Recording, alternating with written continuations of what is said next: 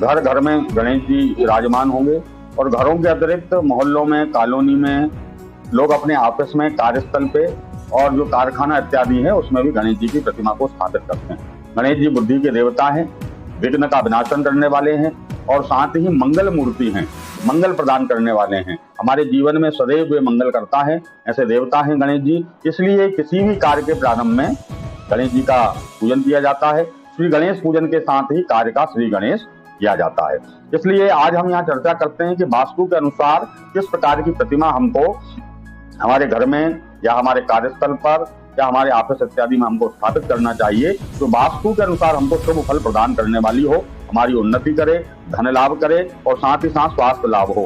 इसके लिए घर में यदि हम गणेश जी की प्रतिमा स्थापित कर रहे हैं तो हमको सिंदूरी या गुलाबी रंग की प्रतिमा को स्थापित करना चाहिए। साथ ही घर में जिस प्रतिमा को हम स्थापित कर रहे हैं वह सिंहासन पर बैठी हो या मूषक वाहन वाली हो, मूषक के ऊपर गणेश जी सवार हो, ऐसी प्रतिमा को अर्थात बैठी हुई प्रतिमा को हमको हमारे घर में विराजमान करना चाहिए। बच्चों के स्टडी रूम में यदि हम गणेश जी की प्रतिमा को स्थापित कर रहे हैं तो वह पीले या हल्के हरे रंग की हो, जिससे बच्चों का मन पढ़ाई में लगे और बच्चों को सफलता की प्राप्ति हो।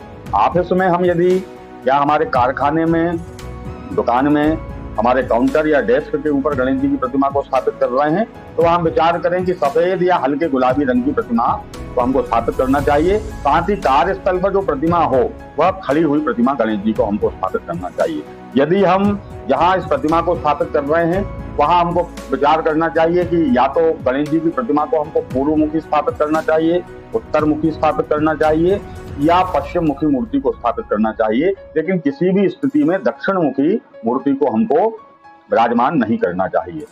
इस 14 दिनों का यह जो गणेश उत्सव है, यह 10 दिनों का यह जो गणेश उत्सव है, इस गणेश उत्सव में हमको नित्य गणेश जी का तर्पण करना चाहिए, गणेश जी का अथर्व शीर्ष के द्वारा अभिषेक करना चाहिए, गणेश जी के 108 या 1008 नामों के द्वारा गणेश जी का हमको अर्चन करना चाहिए। ऐसा करने से हमारे जीवन में सुख शांति समृद्धि की प्राप्ति होती है। एक लोगों के मन में आता है कि गणेश जी की प्रतिमा को जब हम स्थापित कर रहे हैं तो वामावर्त या दक्षिणावर्त, और जो सूंड है वह बाईं हाथ की ओर मुड़ी हुई लेना चाहिए या दक्षिण की ओर मुड़ी हुई सूंड लेना चाहिए। तो हमारे शास्त्रों में ऐसा कहा गया है कि जो बाएं हाथ की ओर जिस प्रतिमा की सूंड मुड़ी हुई हो उस प्रतिमा को हमको हमारे घर में स्थापित करना चाहिए। वह शुभ फल प्रदान करने वाली होती है, हमारे जीवन में घर में सुख शांति समृद्धि को प्रदान करने वाली होती है, क्योंकि बाईं हाथ की ओर हमारी इड़ा नाड़ी और बायां स्वर चलता है, जिसका संबंध चंद्रमा से होता है, जो शीतलता को प्रदान करता है।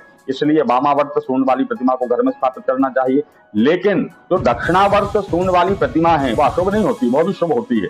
लेकिन यदि हमको कोई विजय प्राप्त करना है, युद्ध में विजय प्राप्त करना है, राजनीतिक विजय प्राप्त हमको करना है, शक्ति का प्रदर्शन करना है, शत्रु का नाश करना है, तो ऐसी स्थिति में हमको वह दक्षिणावर्त सूंड वाली प्रतिमा को स्थापित करना चाहिए।